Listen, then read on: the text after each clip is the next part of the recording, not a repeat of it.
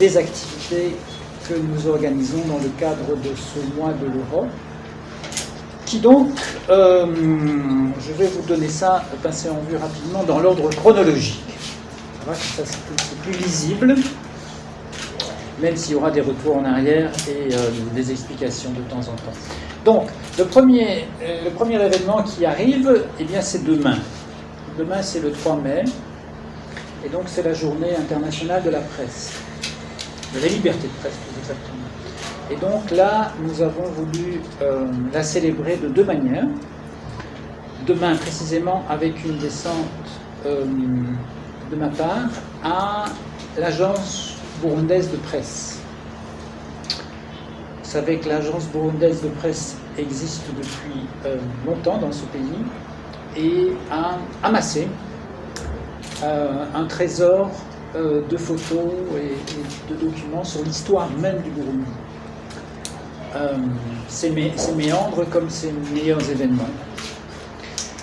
Malheureusement, cette documentation n'est pas en très bon état. Elle est occupée à se dégrader. Quelquefois, ce fond photographique, en quelque sorte, n'est pas accompagné de légendes ou de choses comme ça. Donc, à l'initiative du directeur de l'agence burundaise de presse, nous allons nous rendre compte mieux sur place de ce qu'il serait possible de faire pour les aider et pour sauver ce patrimoine, j'allais dire, qui est un peu national et qui peut bénéficier non seulement à l'agence, mais aussi à toutes vos rédactions et à un certain nombre de chercheurs aussi. Raison pour laquelle l'Université du Burundi, la faculté d'histoire en particulier, seront aussi représentées pendant cette visite demain. La deuxième façon, l'initiative que nous avons lancée, peut-être vous en avez eu vent, avec 5 influenceurs, hein, vous les connaissez mieux que moi, Sadbi, Kirikou, Monawelda, Mélie et le DJ Paulin. Donc là, elle a déjà été lancée le 25 avril, vous avez vu ça peut-être dans les médias, puisqu'il y avait une descente de ces influenceurs dans un certain nombre de médias, où ils se sont familiarisés avec les différents métiers et les défis auxquels vous êtes confrontés en tant que maison de presse, et puis et aussi se pencher sur le rôle des médias dans une société qui se développe. Donc, en quoi les médias peuvent aider une société en plein développement. Et ensuite, on a eu un échange avec les ambassadeurs de l'équipe Europe, le même jour, le 25. Et puis maintenant, on est dans la phase où ils sensibilisent leurs suiveurs. Ils racontent ce qui s'est passé, comment ça s'est passé, leurs opinions sur le sujet, et ils les invitent, donc c'est quand même au moins dizaines de milliers de personnes, je pense, qui sont concernées, peut-être davantage. Pas fait des pointages, mais ils les invitent à suggérer des pistes d'amélioration. Et puis là, ils veulent distinguer aussi les meilleurs parmi ces pistes. Et le 4 mai, il y a une synergie des médias, comme vous l'appelez ici, et qui donc est un rassemblement d'un certain nombre de radios où les influenceurs et moi-même seront à l'antenne pour échanger sur ce sujet-là et sur leur expérience, sur ce que leurs suiveurs auront suggéré. Le 9 mai, ça ne vous aura pas échappé, c'est un peu notre fête nationale, comme il y a le 14 juillet, le 21 juillet, le 4 juillet. Il y a le 9 mai, qui est donc la date qui célèbre la construction européenne, avec ce qu'on appelait la déclaration de Robert Schuman, qui à l'époque était ministre des Affaires étrangères français, et qui donc dans un salon miroir, il s'appelle, je pense, la salle miroir, à l'Élysée, au Quai d'Orsay, pardon, a fait ces propositions pour construire l'Europe à ses collègues italiens, belges, néerlandais et allemands. Donc voilà, c'est ce qui a été retenu comme date, disons, symbolique, emblématique de la construction européenne, et toutes les années, dans l'ensemble des pays où l'Union européenne est représentée, c'est-à-dire à peu près 147, se célèbre cette journée-là à l'initiative des délégations de l'Union européenne. Ici au Burundi, donc, outre les activités du mois de l'ensemble du mois dont je vous parlais, ce sera l'occasion le 9 mai d'un discours de ma part et probablement d'un discours de la part des autorités burundaises donné par monsieur le ministre des Affaires étrangères. C'est ce qui s'est passé l'année dernière.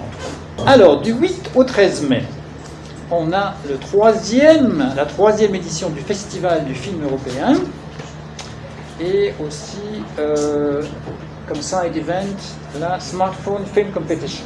Donc là, je passe la parole à mes collègues de l'Institut français du Burundi. Bien, merci. Nous allons avoir le Festival du film européen. Donc ça va consister tous les soirs à partir de 17h30 dans la salle de cinéma de l'Institut. Vous allez avoir un film de chaque pays d'Europe chaque soir. Et ensuite, en parallèle, la journée, vous allez avoir une formation dans le cadre de la Smartphone Film Competition. Je vous en reparlerai. Donc, cette formation, ça a commencé donc par un appel à participation qui a été lancé du 16 mars au 16 avril, qui proposait à de jeunes réalisateurs de produire un court-métrage d'environ maximum, on va dire 4 minutes, autour du thème choisi par le formateur qui est également le président du jury du Festival du film de l'Europe. Alors, la personnalité, donc c'est la nouveauté cette année. Donc nous avons convié un réalisateur à venir rehausser, on va dire, sa présence sur le festival et sur la Smartphone Film Competition. Donc ce réalisateur, c'est Toumani Sangaré. Nous l'avons choisi pour une raison très particulière, c'est-à-dire qu'il est à l'origine, dans la région parisienne, de la création de l'école Coutrajmé. L'école Coutrajmé, c'est la première école de cinéma gratuite et ouverte à tous. Donc c'est une formation professionnelle à destination des jeunes. Donc il a choisi pour thème cette année l'eau, puisque l'eau, ça fait partie des ODD, donc ça me paraissait être un sujet important à porter également avec l'Union européenne. Donc cette compétition a été lancée dans 3 provinces, donc c'est une compétition nationale, donc à Gitega, Ngozi et Bujumbura. À ce jour, donc nous avons clôturé les candidatures, nous avons reçu 34 films. Nous en avons 18 de Bujumbura, 7 déposés à Ngozi et 9 à Gitega. Les membres du jury ont sélectionné 15 finalistes. Donc ces 15 finalistes participeront avec Toumani Sangaré à une formation. Donc l'idée de la formation, c'est comment faire un court-métrage, voire même un film, quand on a peu de moyens, peu d'outils professionnels. Parce qu'évidemment, faire un film avec 15 millions d'euros, c'est un petit peu plus facile. Là, l'objectif de sa formation, c'est comment arriver avec un smartphone à faire un film d'une belle qualité technique et surtout qualité artistique. Voilà. Donc chaque soir, vous allez avoir à 17h30 la projection des films des jeunes qui seront en formation et après, bien entendu, le film d'un des pays d'Europe. Le public pourra voter, donc on invite le public à venir nombreux, d'autant plus que les séances sont gratuites. Il y aura une urne à l'entrée de la salle de spectacle et le public pourra donner et voter sur son film préféré. À côté des activités de l'IFB, nous organisons également des activités à l'intérieur du pays et à Bujumbura pour permettre au festival aussi de sortir des murs de l'IFB. Et donc nous nous rendrons à Gitega à l'université polytechnique le 9 mai et à l'université de Ngozi le 10 mai pour projeter l'ensemble des courts-métrages de la compétition pour que le public des provinces puisse également voter pour leurs courts-métrages préférés et donc que les jeunes retenus de ces provinces-là puissent également montrer leur travail à leur public dans les universités. À Bujumbura, nous irons à l'université Lumière le jeudi 11 mai où nous irons projeter auprès des étudiants dans la filière audiovisuelle et communication le documentaire réalisé par Toumani Sangaré qui s'appelle Orchestra Baobab, une autre histoire du Sénégal. Et donc les étudiants de l'Université Lumière auront la chance de voir le documentaire de Toumani Sangaré et ensuite d'échanger avec lui à la suite du court-métrage, du documentaire au sujet du documentaire qu'ils auront vu. Et nous clôturerons le festival donc, le samedi 13 mai avec différents événements. Le matin, nous avons souhaité organiser une rencontre où pour permettre au public, mais aussi aux professionnels de l'industrie du cinéma burundaise d'échanger avec Toumani Sangaré. Donc ce sera un panel qui sera organisé sur le thème de l'histoire et du modèle de l'école qu'ils ont créé en France, mais du coup maintenant également exporté à Dakar, qui aura lieu donc le samedi matin à 11h.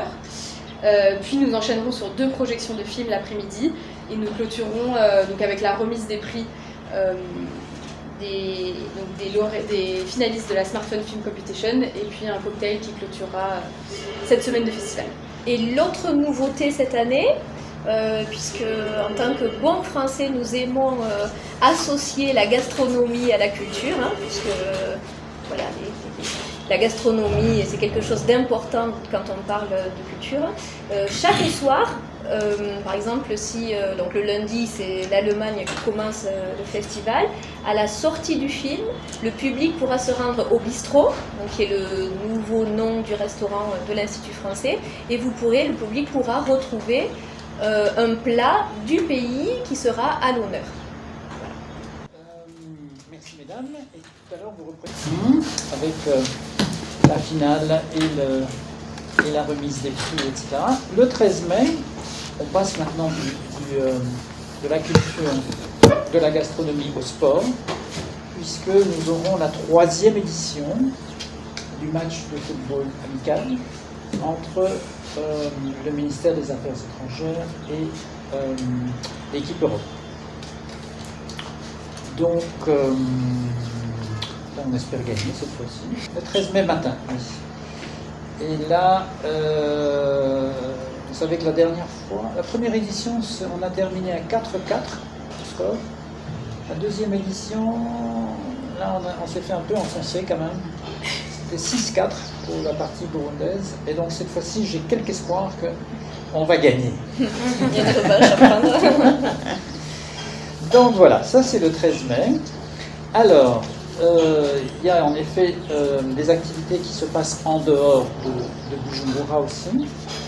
Et du 16 au 17, je vais faire une descente sur des projets de fertilité du sol et d'adduction d'eau dans la province de Ruyigi. Parce que je tiens beaucoup à ce que la célébration de ce mois de l'Europe ne soit pas uniquement un ensemble d'activités sur Bujumbura, mais qu'on montre aussi toutes les choses que nous pouvons, dont nous pouvons être fiers ailleurs, dans les provinces. Donc c'est avec des partenaires, évidemment. L'adduction d'eau, c'est avec la Croix-Rouge, les Croix-Rouges espagnoles, belges et burundaises. Et la fertilité des sols, c'est avec un certain nombre d'ONG, dont au Burundi, Adisco et le CAPAD. Évidemment, je vais visiter cela en province de Ruyigi, comme je disais, mais ce sont des projets qui se développent dans plusieurs autres provinces. Simplement, je ne peux pas toujours aller dans les mêmes, donc il y a un moment, je n'étais pas allé à Ruyigi, donc on a choisi Ruyigi. Voilà, le 19 mai, là je suis très content parce que on sera dans la position de lancer la suite du programme Biopama. Alors le programme Biopama, si vous vous souvenez, ce sont ces petits investissements qui ont permis de mieux mettre en valeur les sites des monuments de l'Est. Voilà, la faille des Allemands, Nyankaro, et la chute. Donc on a fait, si vous êtes passé là récemment, je ne sais pas, on a fait un certain nombre d'aménagements et d'infrastructures d'accueil pour les touristes. Donc ça, c'était la première phase. Et maintenant, il y a une deuxième phase. Comme elle a bien marché, on a pu montrer de bons résultats. Et donc maintenant, on a en fait 3 projets Biopama que je vais lancer donc avec l'Office burundais de protection de l'environnement. Et donc il y en a un qui concerne le parc national de la Ruvubu, l'autre qui est la suite du premier, donc avec la suite des investissements à Shanghai, dans les monuments de l'Est, et puis un autre concernant le lac aux oiseaux, donc à Kirumba. On n'a pas encore décidé dans quel site précis le lancement s'opérera, mais j'ai confiance que le BPE montrera une bonne opération de lancement, parce qu'ils tiennent beaucoup à ces projets aussi. Donc, le 23 mai, nous lancerons avec la primature un programme de protection de l'environnement qui s'appelle Dukingere Ibidukiye. Et donc là, la cérémonie, elle aura lieu probablement ici, à Bujumbura. Mais le projet concerne donc la préservation des parcs nationaux de la Kibira, de la Rusizi et la protection des bassins versants, l'approvisionnement en eau potable et l'assainissement du bassin hydrographique de la rivière Rusizi. Ensuite, le 30 mai, ou bien je me trompe, je repasse la parole à nos amis ici de l'Institut français du Burundi pour un événement qui a lieu le 26 mai, n'est-ce pas? Exactement, merci. Donc le vendredi 26 mai, nous nous retrouverons au jardin public entre 17h et 23h pour la très célèbre guinguette européenne et est-africaine. Donc vous allez bien sûr avoir une programmation culturelle riche, mais en parallèle, on reviendra à la gastronomie. On va dire que c'est le mois également de la culture, de l'Europe et de la gastronomie, puisque donc, vous allez avoir une scène avec les artistes bien entendu, et dans les stands, comme l'année dernière, vous pourrez retrouver la gastronomie de quelques pays d'Europe et de quelques pays de la région également. Et donc je vais tout de suite céder la parole à Alicia pour la programmation culturelle. Oui, donc dans la programmation culturelle comme dans les stands culinaires, on a souhaité représenter au maximum donc, les différentes cultures de la région mais aussi européenne. Donc, la culture européenne c'est plus compliqué, mais la région est bien représentée.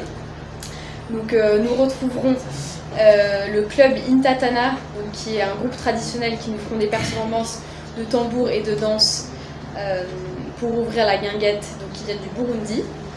Il y aura également des danseurs congolais, donc de la République démocratique du Congo, qui s'appelle la Diaspora Band.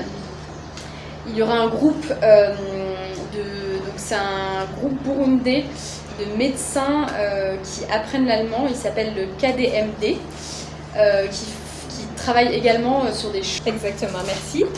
Donc le vendredi 26 mai, nous nous retrouverons au jardin public entre 17h et 23h pour la très célèbre guinguette européenne et est-africaine. Donc vous allez bien sûr avoir une programmation culturelle riche, mais en parallèle, on reviendra à la gastronomie. On va dire que c'est le mois également de la culture, de l'Europe et de la gastronomie, puisque donc, vous allez avoir une scène avec les artistes bien entendu, et dans les stands, comme l'année dernière, vous pourrez retrouver la gastronomie de quelques pays d'Europe et de quelques pays de la région également. Et donc je vais tout de suite céder la parole à Alicia pour la programmation culturelle. Dans la programmation culturelle comme dans les stands culinaires, on a souhaité représenter au maximum donc, les différentes cultures de la région mais aussi européenne. Donc, la culture européenne c'est plus compliqué, mais la région est bien représentée. Donc nous retrouverons le club Intatana, donc, qui est un groupe traditionnel qui nous font des performances de tambour et de danse pour ouvrir la guinguette, donc, qui vient du Burundi. Il y aura également des danseurs congolais, donc, de la République démocratique du Congo, qui s'appelle la Diaspora Band. Il y aura un groupe c'est un groupe burundais de médecins qui apprennent l'allemand. Il s'appelle le KDMD, qui travaille également sur des chants et des danses traditionnelles allemandes. Donc c'est des Burundais qui feront des performances de chants et danses traditionnelles allemandes. Nous accueillerons une chanteuse et un guitariste rwandais. Il s'agit de Kaya Binchi et de Michael Makembe, qui mêlent donc la musique traditionnelle avec des influences plus modernes. Entre toutes ces différentes performances, nous accueillerons DJ Philbite, qui fait partie du collectif Roundtown DJ, qui est également burundais. Et la tête d'affiche qui clôturera la soirée lors de cette guinguette, ce sera Sadbi, le chanteur burundais Sadbi. Je voudrais clôturer en disant que si l'Institut s'appelle Institut français du Burundi, évidemment nous accordons une grande part de notre programmation à la culture burundaise, à la culture française également, mais nous sommes très fiers et très heureux de pouvoir représenter également la culture des autres pays de la région, donc le Rwanda, la RDC, mais également nous travaillons très très bien avec toute l'équipe Europe. L'équipe Europe est une équipe soudée et dynamique, et donc nous sommes très heureux de pouvoir aussi régulièrement accueillir tous nos collègues de l'équipe Europe. Il me semble qu'à travers la culture, qui est un élément qui nous réunit tous et sur lequel tout le monde en général est d'accord, voilà, nous sommes très heureux que l'Institut français puisse être la plateforme d'expression culturelle et des Burundais et des Français de toute l'équipe Europe. Ce matin d'ailleurs, à titre d'exemple, se passait l'inauguration officielle de l'espace Campus France, un institut français qui est accueilli par l'Institut français du Burundi. Et là, l'ambassadeur d'Allemagne et moi-même étions aussi présents pour accompagner nos amis français dans cet heureux événement. Alors, on termine par deux autres choses. Le 30 mai, c'est une immersion pour les journalistes dans plusieurs initiatives de l'équipe Europe, précisément, et dans le domaine de la santé et de l'énergie en particulier, avec visite de terrain et échange entre disons les ambassades concernées et les journalistes, et les autorités sont présentes aussi. Donc ça manque encore un peu de précision parce que c'est le 30 mai, donc c'est à la fin du mois, donc on a encore un peu de temps pour préciser les choses. Mais c'est une idée, me semble-t-il aussi, très porteuse de façon à mieux vous informer sur ce que l'équipe Europe fait au Burundi. Et ensuite, il y a la session de dialogue politique que j'ai le plaisir de co-présider avec Monsieur le ministre des Affaires étrangères chaque année. Donc en 2021, elle a eu lieu 2 fois. L'année dernière, c'était au courant du mois de mai. Cette année, on est occupé à essayer de trouver une date, donc il est possible que ce soit au mois de mai ou bien que ce soit décalé un peu plus tard, mais elle aura aussi lieu. Voilà, donc ça c'est cette session, ça c'est beaucoup plus sérieux, avec le ministre, cette fois-ci peut-être il y a d'autres ministres qui seront aussi associés, et puis du côté européen, ce sont l'ensemble des ambassadeurs et moi-même. Donc voilà.